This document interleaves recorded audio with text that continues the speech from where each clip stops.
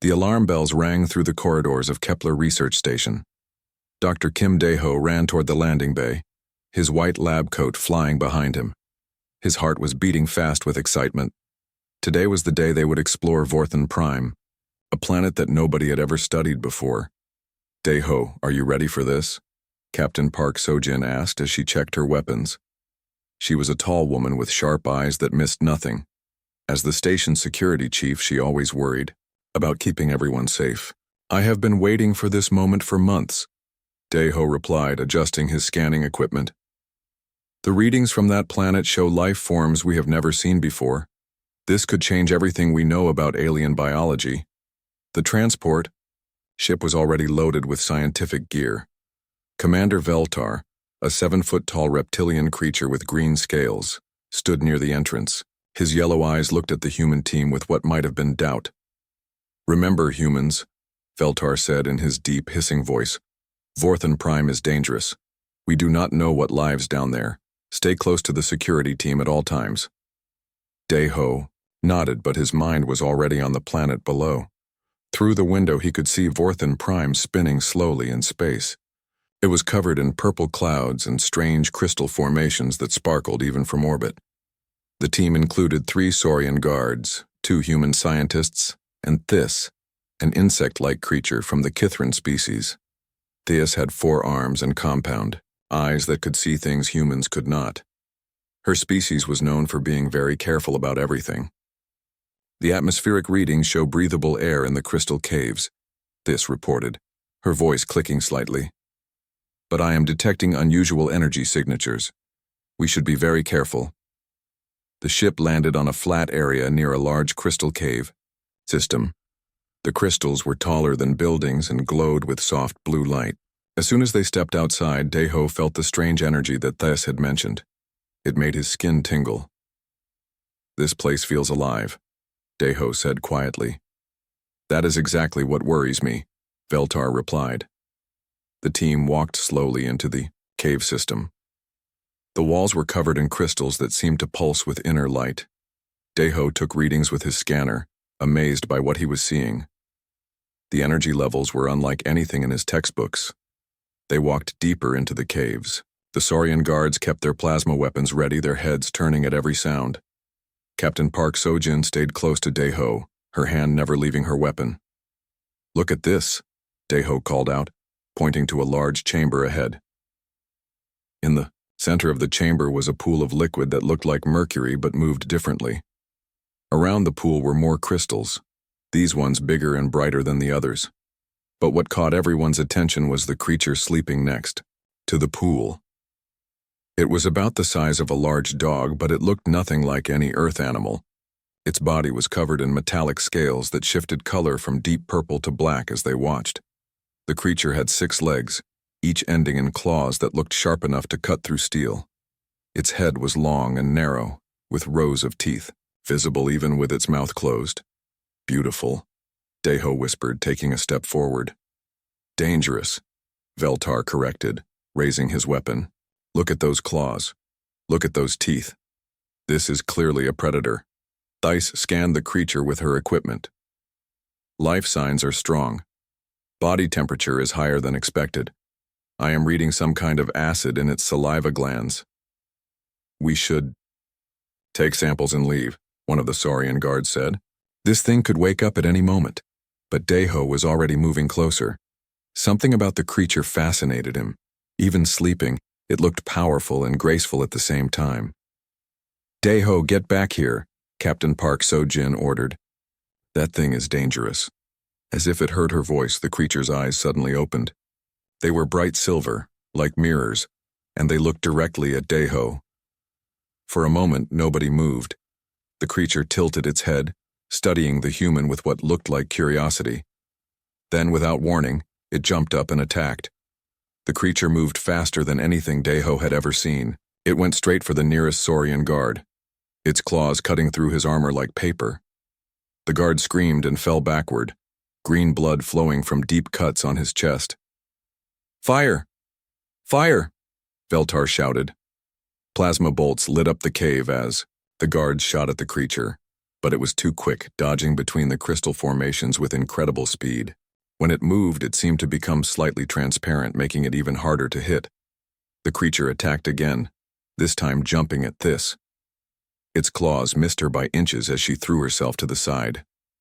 Where its saliva hit the crystal floor, the stone began to smoke and dissolve. The acid is incredibly strong, Thais reported, even while running for cover. Captain Park Sojin fired her weapon, finally hitting the creature in the shoulder. It roared with pain and anger, a sound that made everyone's bones shake.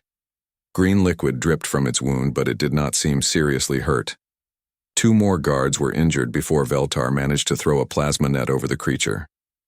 The net stuck to its scales and sent electric shocks through its body. The creature fought against the net but slowly began to weaken. "We need to kill it now," Veltar said, raising his weapon to deliver the final shot. "This is a Class X predator. It is too dangerous to let live." "Wait," Deho said, stepping forward. Everyone stared at him like he had lost his mind. "Are you insane?" Captain Park Sojin asked. "That thing nearly killed 3 people." But Deho was not listening to the arguments behind him. He walked slowly toward the trapped creature. It was still fighting against the net, but now it watched him approach. Its silver eyes seemed intelligent, not just wild with animal rage. "Easy there," Deho said softly. "Nobody is going to hurt you now." The creature stopped struggling. It tilted its head again, the same curious gesture it had made when it first saw him. "Deho, get away from that thing right now," Veltar ordered. Instead, Deho knelt down a safe distance from the creature. "You are scared, are you not? You were sleeping peacefully and then we woke you up. You just wanted to protect yourself." The creature made a soft sound, not the terrifying roar from before. It sounded almost like a whimper. "I'm going to call you Fluffy," Deho said with a small smile. "You may look scary, but I think you are just misunderstood." The reaction from his team was immediate and loud. "Fluffy?" This clicked in disbelief. "You want to name a Class X predator Fluffy?" "This human has lost his mind," one of the injured guards said. "Kill them both before that thing breaks free." But Veltar was staring at something impossible. The creature had stopped fighting completely. It was looking at Deho with what could only be described as interest. When Deho spoke, the creature's head moved to follow his voice. "This is not normal predator behavior," Veltar admitted quietly.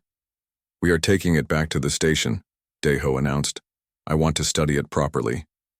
"Absolutely not," Captain Park Sojin said. "That thing is a killer. That thing has a name." "Now," Deho replied firmly, "and Fluffy is coming with us." The argument that followed could be heard all the way back at the transport ship, but in the end Deho got his way. The creature, still trapped in the plasma net, was loaded onto the ship for the journey back to Kepler Research Station. As they flew back to orbit, Deho sat as close to the contained creature as safety would allow. Fluffy watched him the entire time, those silver eyes never leaving his face. "You have no idea what you are doing," Veltar warned. "When the station commander hears about this, there will be serious consequences." "Maybe," Deho agreed. "But I think Fluffy and I are going to surprise everyone." The creature made that soft sound again, almost like it was agreeing with him. "Captain?" Park Sojin shook her head and began writing her report. This was going to be the strangest incident report in the history of Kepler Research Station. The news spread through the galaxy faster than light-speed communications could carry it. Within 3 days, every major alien civilization knew about the incident on Vorthan Prime.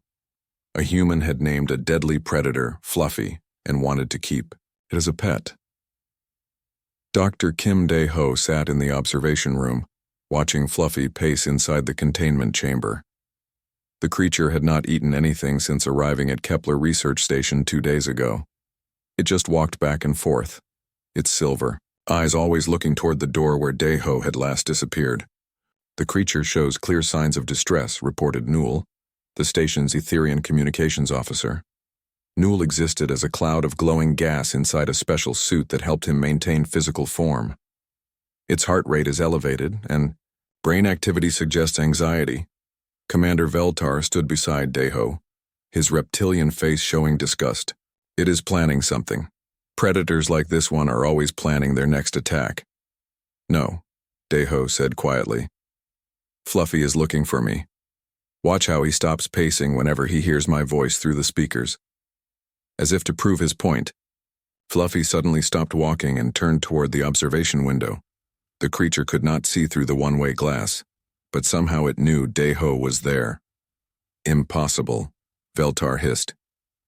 Animals do not form attachments that quickly. Human animals do, said a new voice from the doorway. Everyone turned to see Dr. Lee Minho entering the observation room. He was a small man with kind eyes and gray hair. As Earth's leading expert on interspecies psychology, he had been called to evaluate the situation. Dr. Lee, Deho said, standing up to greet his colleague, I did not expect you to arrive so soon. The Galactic Science Council requested immediate consultation, Dr. Lee replied.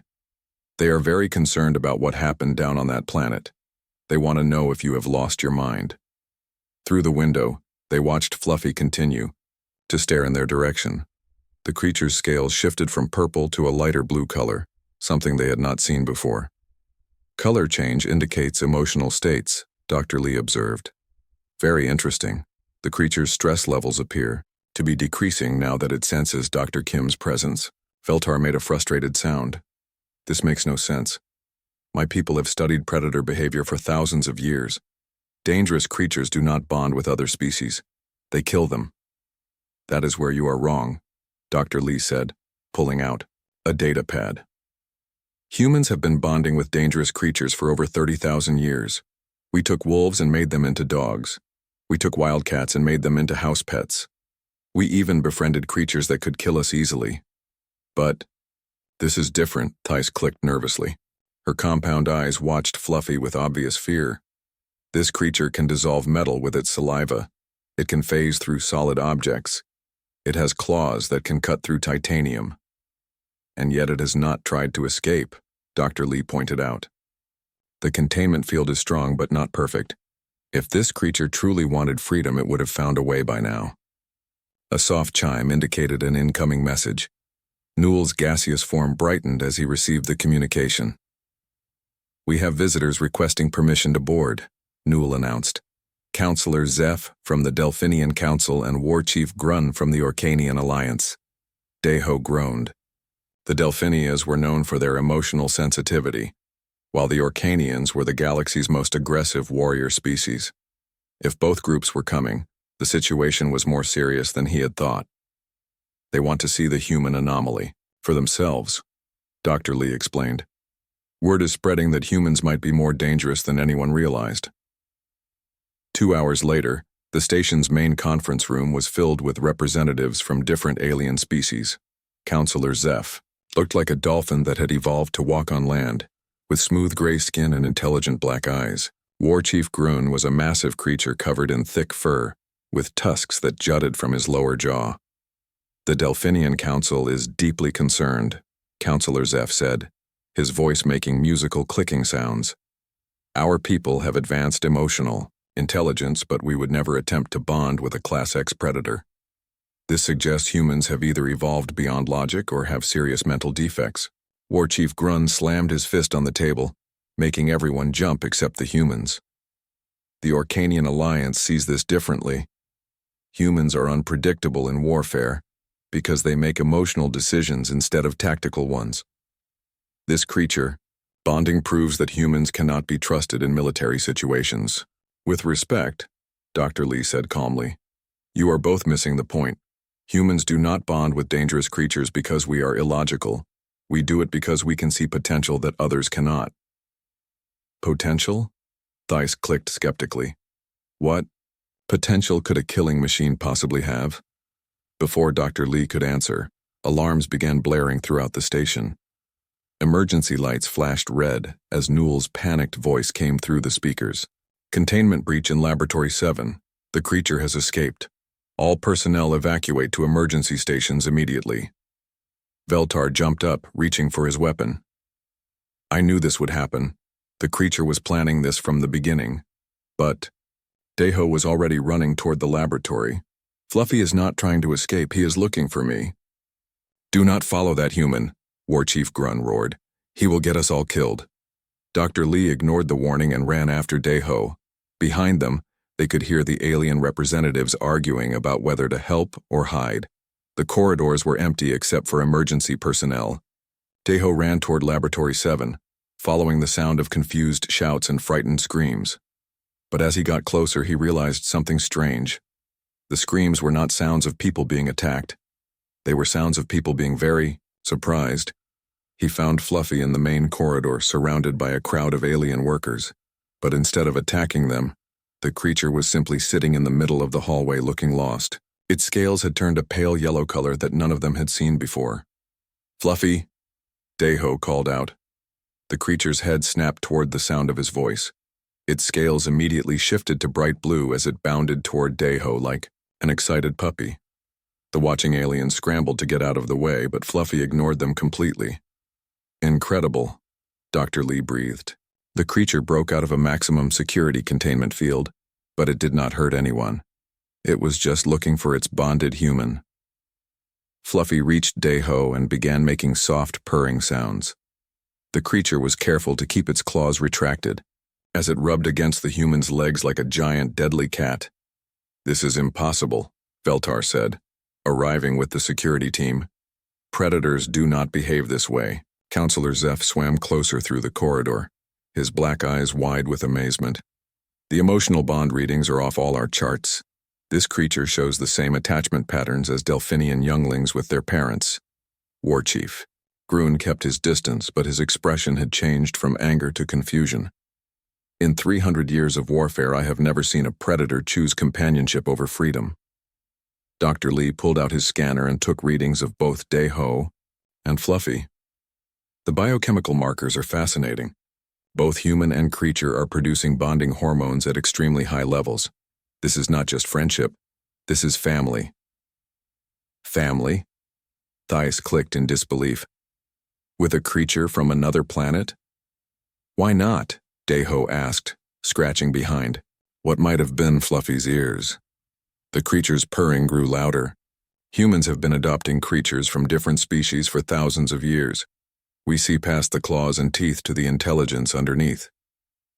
Fluffy looked up at Daeho with those mirror-bright eyes and made a sound that was almost like speech. The creature was trying to communicate. "Did anyone else hear that?" Dr. Lee asked excitedly. "The creature is attempting to mimic human speech patterns." Counselor Zeph moved closer, his musical voice filled with wonder. "The Delphinian Council must reconsider everything we know about interspecies bonding. This changes our understanding of emotional evolution." War Chief Grun scratched his tusks thoughtfully. "If humans can turn predators into allies, perhaps they are more valuable as friends than we thought." Veltar lowered his weapon slowly. The creature could have killed dozens of people during its escape. Instead, it simply searched for one human. This contradicts everything in our predator behavior databases. "Maybe it is time to rewrite those databases," Daeho suggested, as Fluffy settled down beside him like a loyal guard dog. Dr. Lee smiled as he watched the interaction. "The galaxy is about to learn something new about humanity. We do not just survive among dangerous creatures. We make them into family." The crowd of alien observers stood in stunned silence, watching a human and a deadly predator demonstrate a bond that should have been impossible. But to Daeho and Fluffy, it was the most natural thing in the universe. 1 week after the containment breach, Kepler Research Station had become the most watched place in the galaxy. Ships from dozens of different species arrived daily, all wanting to see the human who had befriended a Class X predator. Dr. Kim Daeho walked through the station corridors with Fluffy following close behind. The creature had grown more comfortable around other species, though it never strayed far from Daeho's side. Its scales now stayed a calm blue color most of the time, which Dr. Lee had identified as Fluffy's happy state. "The station commander is not pleased about all this attention," Captain Park Sojin said, joining them in the main corridor.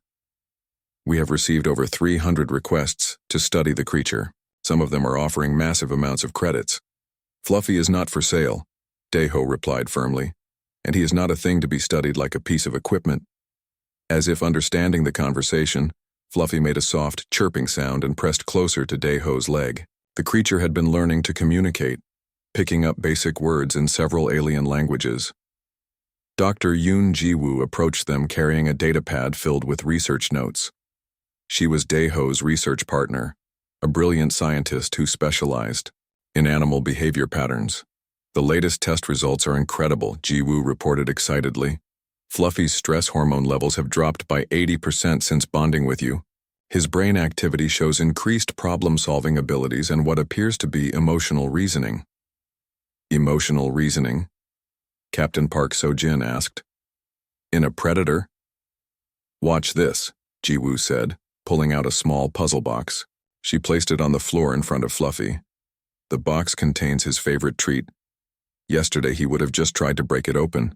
Today, Fluffy sniffed the box carefully, then began manipulating the puzzle pieces with surprising gentleness. His claws, which could cut through titanium, moved with delicate precision.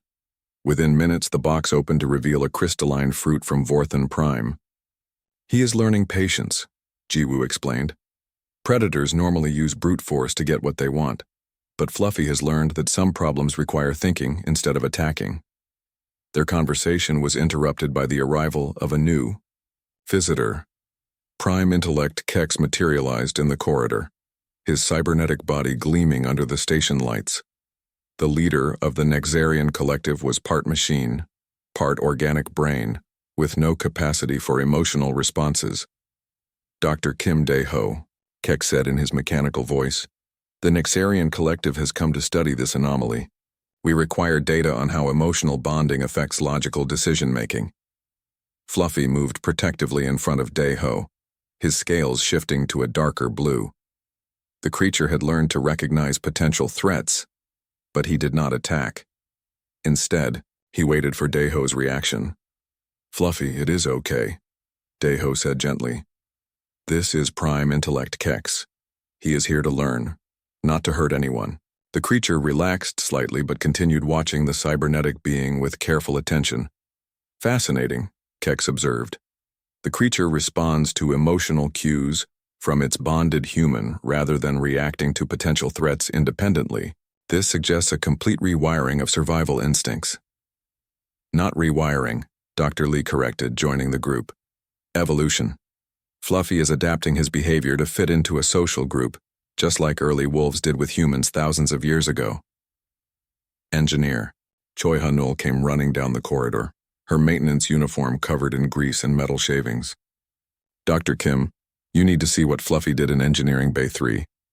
The group followed Ha-nul through the station to the engineering section. What they found there made everyone stop and stare in amazement. A complex piece of machinery had been partially disassembled with components scattered across several work tables. But instead of random destruction, the parts were carefully organized and sorted. The quantum flux regulator has been broken for weeks, Ha-nul explained. We could not access the internal components because they were sealed inside a titanium housing. But look at this.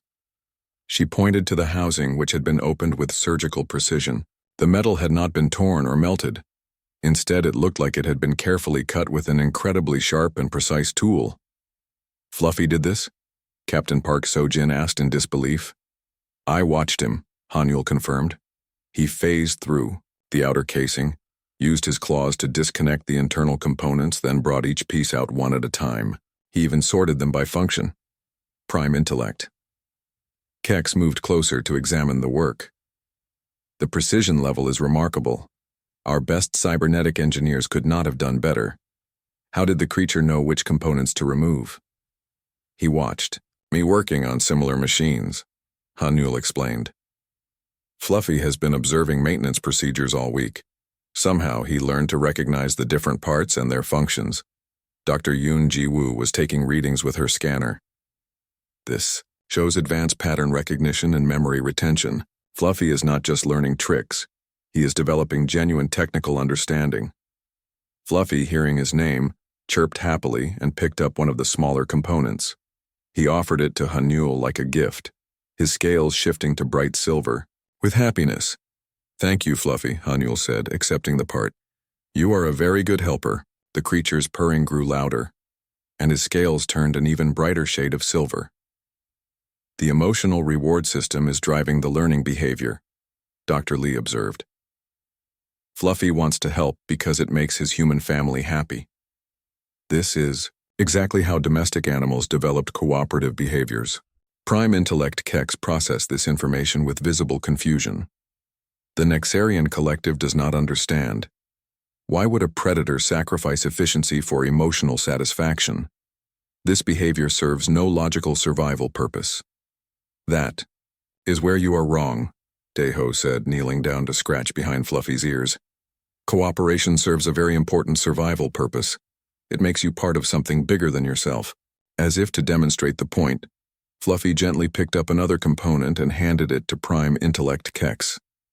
The cybernetic being stared at the offered part for several seconds. The creature is attempting to include me in the cooperative behavior, Kex observed. This suggests recognition of group dynamics beyond simple pair bonding. Fluffy is learning that the whole station is his family now, Jiwoo explained. He wants to contribute to the group's success because that ensures his own survival and happiness. Over the following days, word spread about Fluffy's helpful behavior. Engineers throughout the station began requesting his assistance with difficult repairs. The creature's ability to phase through solid objects made him incredibly useful for accessing hard-to-reach components. But more importantly, Fluffy never worked alone. He always waited for human supervision and followed their instructions carefully. The deadly predator had become the station's most cooperative maintenance assistant. The implications are staggering, Dr. Lee told the assembled alien representatives during their daily briefing. If one human can transform a Class X predator into a productive team member, what does this say about other so-called dangerous species throughout the galaxy? Counselor Zeph clicked thoughtfully. The Delphinian Council has been reconsidering our classification of several predator species on our worlds. Perhaps we have been too quick to eliminate rather than attempt. Understanding, War Chief Grun growled agreement. The Orcanian Alliance has always respected strength, but strength used in service to others is more valuable than strength used only for destruction. Even Commander Veltar seemed to be changing his mind. My people have destroyed many creatures like Fluffy over the centuries. I am beginning to wonder how many potential allies we eliminated out of fear. Prime Intellect Kex observed everything with his mechanical precision. The Nexarian collective requires more data, but preliminary results suggest that human emotional intelligence may be a more powerful tool than previously calculated. As the meeting ended, Fluffy curled up beside Deho's chair like a giant deadly house cat. His scales glowed with contentment as he listened to the conversations around him. The creature that had been labeled a monster was now being called a miracle. And at the center of it all was a simple truth that humans had always known. Sometimes the most dangerous things just need someone to believe in them. The emergency session of the Interspecies Council was the largest gathering in galactic history. Representatives from over 200 different civilizations had come to discuss what the media was calling the Fluffy Incident. Captain Jiang Tai-min stood at attention as his diplomatic escort ship docked with the massive council station. As Earth's military representative, he had been sent to protect human interests during the proceedings. The galaxy was divided, and some species were calling for restrictions on human contact with dangerous aliens. This is bigger than we expected, Dr. Han Subin said, looking through the viewing port at the hundreds of ships surrounding the station. She was Earth's top expert on animal behavior and had been called as a scientific witness. Inside the Great Council chamber, the tension was thick enough to cut. Ambassador Rin of the Skywalker Federation stood at the center podium, her feathered wings spread wide in a gesture of authority. The avian peoples have observed human behavior for decades, Rin announced, her voice echoing through the chamber. We have documented 17 separate incidents where humans attempted to befriend dangerous predators. This pattern shows that humans are unpredictable and potentially dangerous to galactic security. Murmurs of agreement came from several species, delegations. War Chief Grun, who had seemed supportive on Kepler Station, now looked uncertain. The Orcanian Alliance respects human courage, Grun growled. But courage without wisdom leads to disaster. How can we trust allies who make emotional decisions about deadly creatures? Dr. Han Subin requested permission to speak. Her small figure looked tiny among the massive alien representatives, but her voice carried clearly through the chamber. With respect, Ambassador Rin, you are misunderstanding human behavior, Subin said calmly. Humans do not befriend dangerous creatures because we are reckless. We do it because we can recognize intelligence and potential that others miss. Potential? Rin screeched, her feathers ruffling with agitation. These creatures are killers. They have evolved to hunt and destroy. There is no potential beyond violence. From his seat in the human delegation, Dr. Kim Dae-ho watched the debate with growing frustration. Fluffy was back on Kepler Station, probably wondering where his human had gone. The separation had been difficult for both of them. Elder Morth, of the Crystalline Consortium, requested the floor. The ancient silicon-based being moved slowly to the podium, his crystal body chiming softly with each step. The consortium has observed organic life for over 10,000 years, Morth began, his voice like wind through mountain caves. In all that time, we have seen many species rise and fall, but we have never seen a species like humanity. The chamber fell silent. The crystallines rarely spoke at council meetings, and their words carried enormous weight. Humans possess a gift that other species lack, Morth continued. They can see beyond present reality to future possibility. Where others see only a predator, humans see a potential companion. Where others see only danger, humans see opportunity for growth and change. That gift nearly got Dr. Kim killed, Rin countered, and it put an entire research station at risk. Did it? Elder Morth asked. From what we observed, the creature called Fluffy has caused no harm to anyone since bonding with Dr. Kim. In fact, it has actively helped protect and assist the station's inhabitants. Captain Jiang Taemin stood up. If I may address the council, I have additional information that might be relevant. The council chair, a massive insectoid being, gestured for him to continue.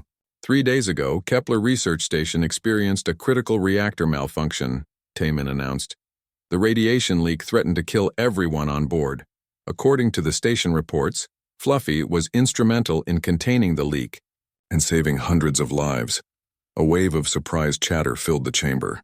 This was the first time many of the representatives had heard about the reactor incident. Dr. Han Subin activated a holographic display showing security footage from the station. The images showed Fluffy working alongside human engineers using his phase-shifting ability to reach areas that were too dangerous for organic beings to enter. The creature voluntarily exposed itself to lethal radiation levels to help repair the containment system, Subin explained.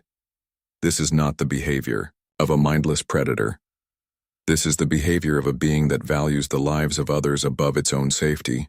The footage showed Fluffy's scales changing from blue to a sickly green as radiation poisoned his system, but the creature never stopped working until the repairs were complete. Remarkable, whispered Counselor Zeph. The emotional bonds are strong enough to override survival instincts completely. War Chief Grun leaned forward, his expression changing. The Orcanian Alliance has misjudged this situation. A warrior who risks death to save others is worthy of the highest honor. But Ambassador Rin was not convinced. One incident does not prove that humans can safely interact with all dangerous species. What happens when they encounter something truly alien? Something that cannot be tamed or befriended? Prime Intellect Kex materialized at his delegation's podium. The Nexarian Collective has completed initial analysis of human bonding behavior. Our data suggests that humans do not attempt to tame dangerous creatures. Instead, they form mutual relationships based on respect and cooperation. The difference is significant, Elder Morth added. Taming implies dominance over another being. What humans do is create partnerships. They offer friendship and protection in exchange for loyalty and assistance. Dr. Kim Dae-ho finally requested permission to speak. As the center of the controversy, the council could not refuse his request. I understand your concerns, Dae-ho began, looking around the vast chamber. You see humans as unpredictable, because we make decisions with our hearts as well as our minds. But that emotional intelligence is exactly what allows us to form bonds across species barriers. He activated another holographic display, this one showing brain scans of both himself and Fluffy. These scans were taken during our bonding process, Deho explained. You can see that both human and alien brains show increased activity in areas associated with trust, cooperation, and protective instincts. This is not one-sided control. This is mutual emotional evolution. Evolution? Rin screeched. You claim that a predator can evolve beyond its nature? I claim that intelligence can overcome instinct when given the right environment, Deho replied. Fluffy was aggressive because he was alone and afraid. When he found acceptance and companionship, his behavior changed completely. The debate continued for hours. Some species remained convinced that humans were dangerous wildcards who could not be trusted. Others began to see the potential benefits of the human approach to dangerous aliens. Finally, the council chair called for order. This debate has raised important questions about how we classify and interact with dangerous species throughout the galaxy. However, we cannot make decisions based on one isolated incident. Elder Morth chimed softly. Perhaps we should not make any decisions based on isolated incidents. Perhaps we should conduct a controlled experiment. The chamber fell silent again. What kind of experiment? The council chair asked. Give humanity the opportunity to prove their methods work with multiple species, Morth proposed. Select 3 different Class X predators from different worlds. If humans can successfully bond with all 3, then their approach has validity. If they fail, then we implement restrictions on human interaction with dangerous aliens. The proposal caused an uproar. Representatives shouted arguments for and against the idea. Some called it too dangerous. Others called it the only fair way. To settle the debate, Ambassador Rin raised her wings for silence. The Skywalker Federation agrees to this experiment, but with conditions. If even one of the test creatures causes serious harm, all human contact with Class X predators will be banned permanently. War Chief Grun growled his agreement. The Orcanian Alliance accepts these terms. Let humans prove their courage and wisdom together. One by one, the other species delegations voted. The final count was close, but the experiment was approved. Dr. Kim Deho felt his heart racing.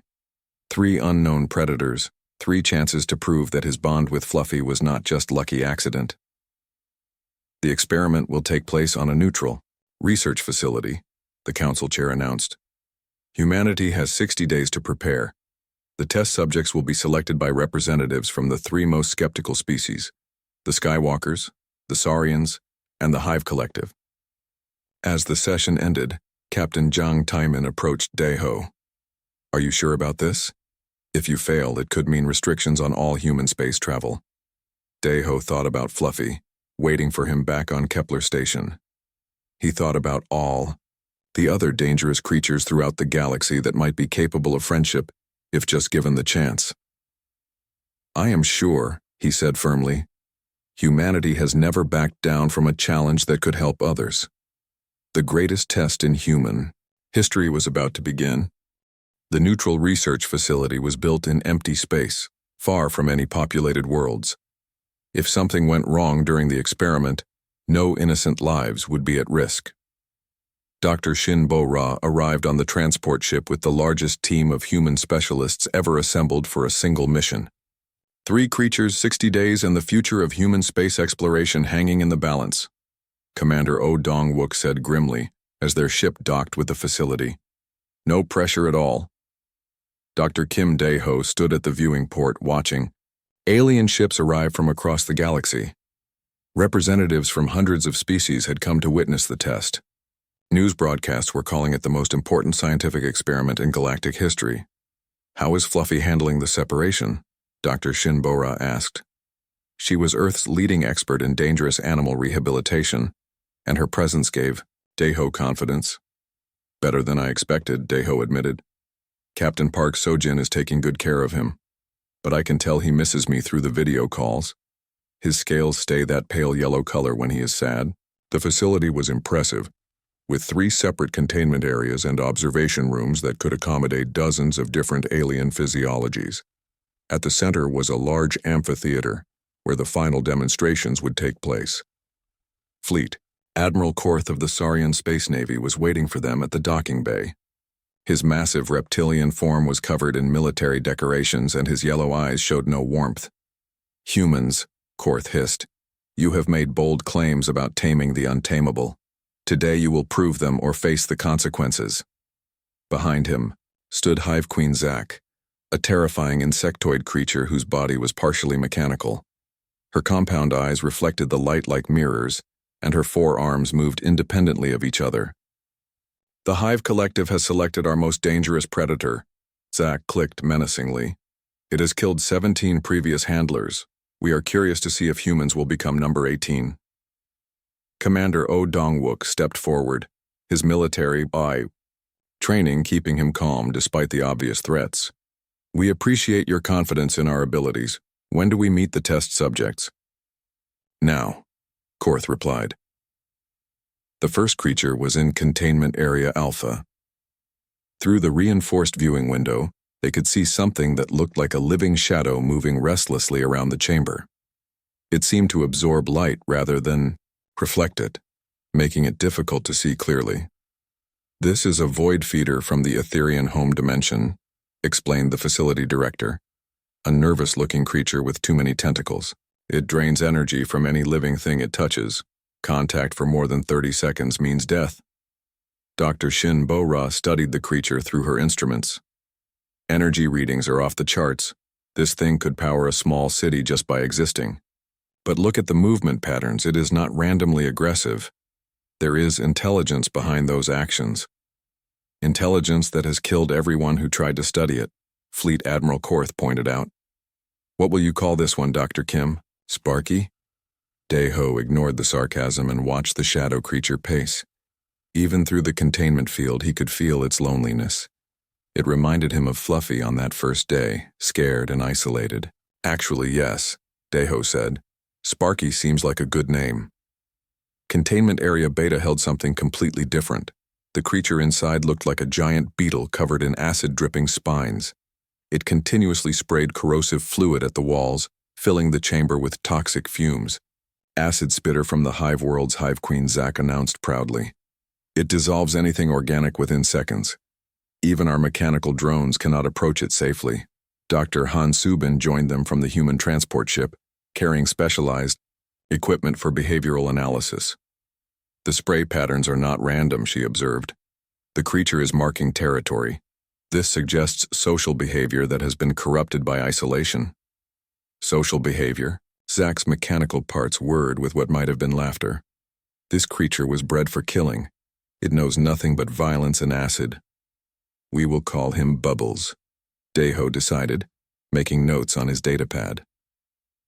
The third containment area held the largest and most terrifying creature any of them had ever seen. It was roughly the size of a small spacecraft, covered in armored plates that looked thick enough to stop plasma cannon fire. When it roared, the sound shook the entire facility. "Pack Hunter from the Saurian frontier worlds," Fleet Admiral Korth announced with obvious pride. "It has never acknowledged any authority except its own. The creature killed its own pack leaders to establish dominance. We call it the Deathbringer." Commander O Dongwook whistled low. "That thing could take on a military platoon and win," but Dr. Shin Bo-Ra was studying the creature's posture and movement. "Look at the way it holds its head, the positioning of its limbs. This is not confident aggression, this is defensive posturing. The creature expects to be attacked." "Of course it expects attack," Korth hissed. "Everything attacks it or runs away. There is no third option with a creature like this." "There is now," Daeho said quietly. "His name is Rex." The alien observers exchanged glances that clearly said the humans had lost their minds. Over the next several days, Daeho and his team began the careful process of making contact with each creature. They started with Sparky, using specially designed energy-absorbing suits that could protect them from the void feeder's draining touch. The first attempts were disasters. Sparky drained the suit's power in seconds, forcing hasty retreats. But Daeho noticed something. Important. The creature seemed more curious than hostile. It tilted its shadowy form toward them, like it was trying to understand what they were. Energy vampires in our dimension are usually solitary, Dr. Lee Minho observed through the communication system. He was monitoring the experiment from Kepler Station. But what if this species was naturally social before they were separated from others? Dr. Shin Bora had an idea. Instead of trying to block Sparky's energy drain, what if they gave it energy freely? They modified their suits to release controlled amounts of power, like offering food to a hungry animal. The change was immediate. Sparky stopped trying to drain them completely and instead accepted the offered energy like a gift. Within days, the creature was following Deho around its containment area like a loyal pet made of living darkness. Bubbles presented different challenges. The acid spitter's corrosive spray made any direct contact impossible. But Dr. Han Subin noticed that the creature's acid had different concentrations. When it was angry, the acid was highly concentrated. When it was calm, the acid was much weaker. Emotional states affect the chemical composition, she reported. If we can keep Bubbles calm, we might be able to approach safely. They started playing music for the creature, soft, rhythmic sounds that seemed to soothe its aggressive instincts. Gradually, Bubbles began producing less acid and more of a harmless slime that seemed designed for communication rather than killing. Rex was the most difficult. The massive pack hunter had killed every creature that had ever challenged its authority. But Deho did not try to dominate or challenge. Instead, he simply sat outside the containment field and talked to the creature for hours every day. "You are not a monster," Deho said during one of their sessions. "You are just tired of fighting everything and everyone. I understand that feeling." Rex listened with what seemed like growing interest. The great creature's aggressive posturing gradually relaxed into something that almost looked like curiosity. Fluffy became crucial to the process. Through video calls from Kepler Station, the original bonded creature began communicating with the 3 test subjects. Somehow Fluffy was able to convey concepts that the humans could not. "It is like Fluffy is explaining to them that humans can be trusted," Dr. Yoon Jiwoo reported from the station. He is serving as an ambassador between species. The alien observers watched in amazement as all 3 deadly creatures began showing signs of bonding behavior. Sparky would dim his energy field when Deho approached, a sign of trust. Bubbles started creating artistic patterns with his acid instead of just spraying randomly. Rex began responding to voice commands and even showed protective behavior when maintenance workers approached his area. "This is impossible," Hive Queen Zack clicked nervously. "These creatures were designed for killing. They should not be capable of this behavior." "Maybe they were not designed for killing," Dr. Shin Bora suggested. "Maybe they were designed for something else, and isolation turned them into killers." Fleet Admiral Korth refused to accept what he was seeing. Tricks and illusions. When the real test comes, these creatures will revert to their true nature. But Commander Oh Dong-wook was starting to see something else. What if their true nature is not what we thought? What if we have been wrong about predator species all along? As the 60-day deadline approached, all 3 creatures had shown remarkable progress. They followed commands, showed affection toward their human handlers, and even demonstrated problem-solving abilities that suggested high intelligence. The final test would be the ultimate challenge, a simulated emergency where the creatures would have to choose between their old instincts and their new bonds.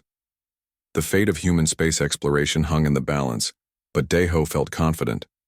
Sparky, Bubbles, and Rex had proven that even the most dangerous creatures could choose friendship over violence.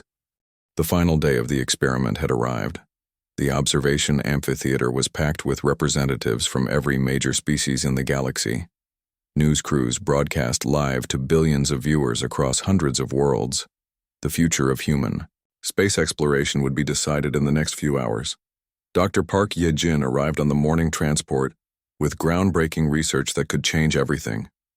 As Earth's leading evolutionary biologist, she had spent the past 60 days studying human brain patterns and genetic markers related to animal bonding.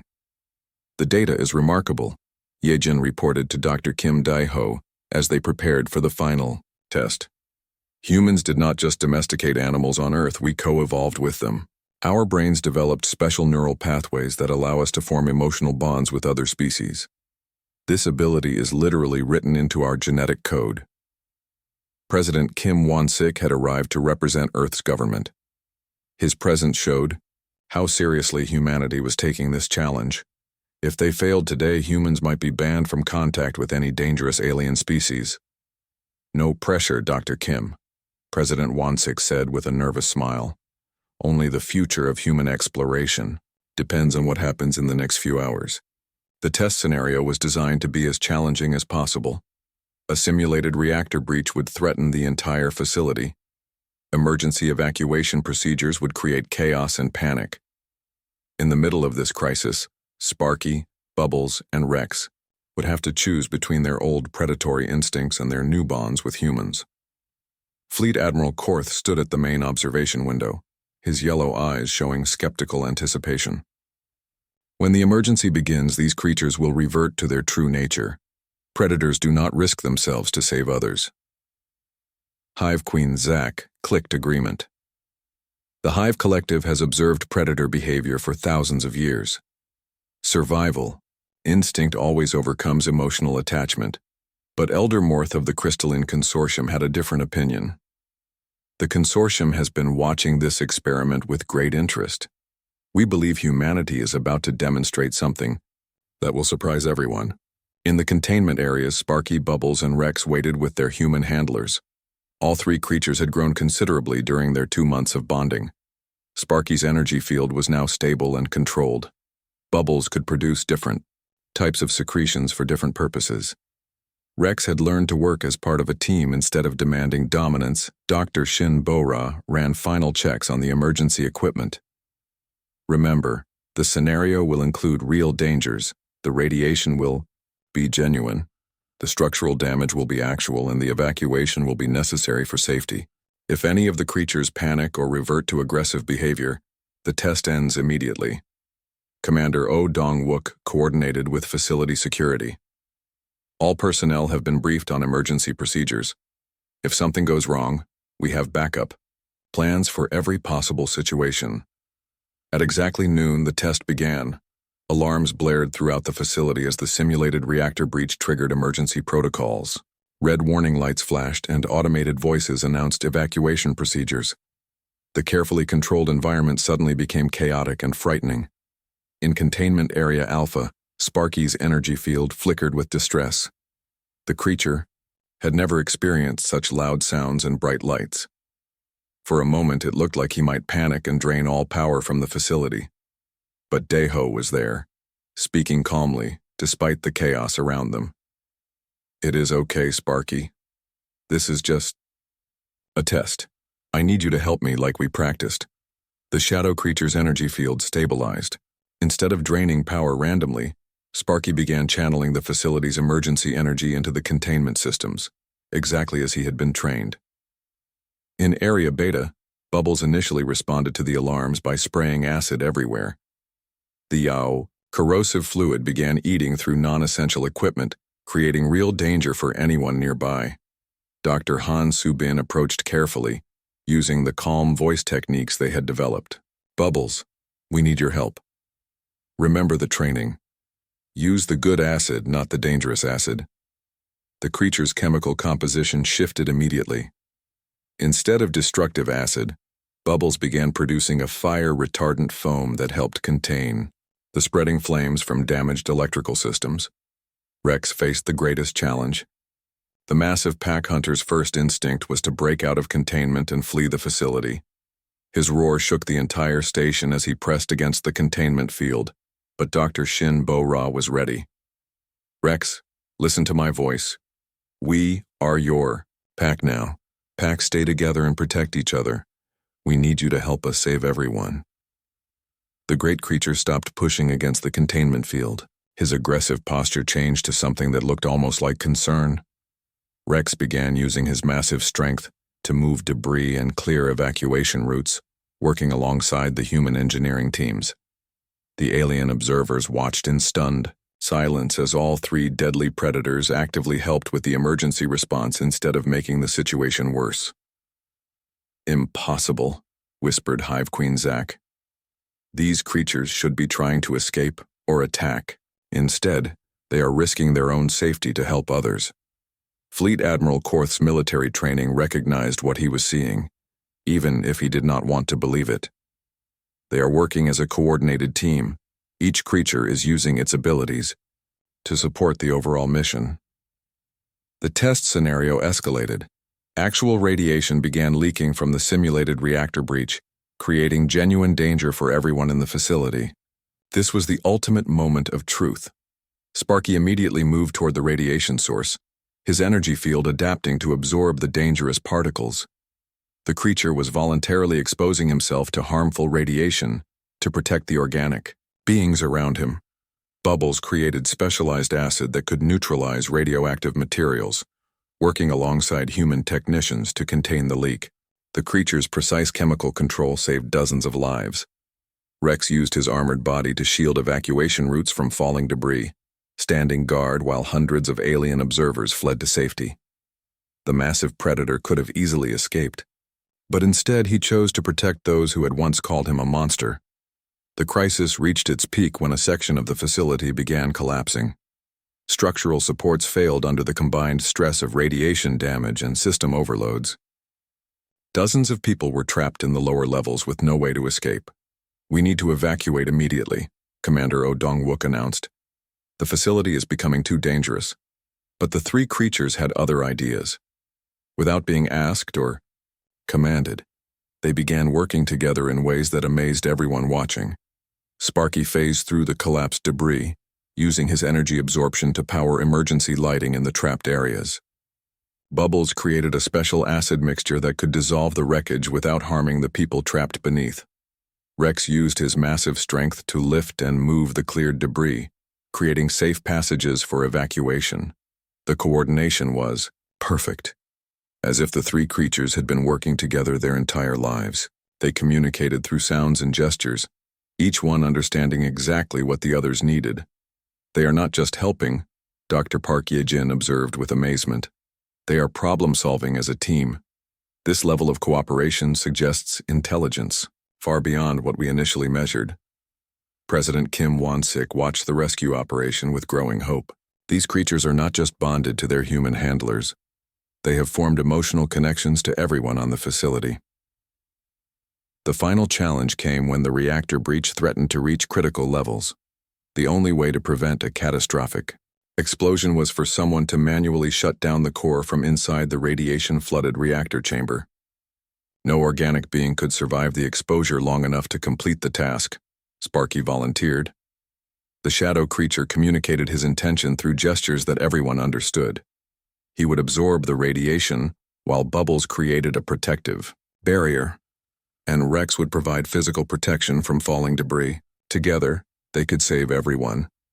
"No," Daeho said firmly. "I will not ask you to sacrifice yourself, Sparky. We will find another way." But Sparky had already made his decision. The creature moved toward the reactor chamber, his energy field glowing brighter than anyone had ever seen. He was not being ordered or commanded. He was choosing to risk his life for beings he had learned to care about. The other two creatures followed without hesitation. Bubbles created a protective chemical barrier around the reactor entrance, while Rex cleared the path of dangerous debris. All three creatures worked together, using their deadly abilities to save lives instead of taking them. The manual shutdown succeeded. The reactor crisis ended. The facility was saved. But the cost was apparent immediately. All three creatures were severely weakened by their exposure to the radiation and toxic environment. Sparky's energy field flickered weakly. Bubbles could barely produce any secretions. Rex could hardly stand. The medical teams rushed to help, but the alien observers were already drawing their conclusions. "They did it," Elder Morth chimed softly.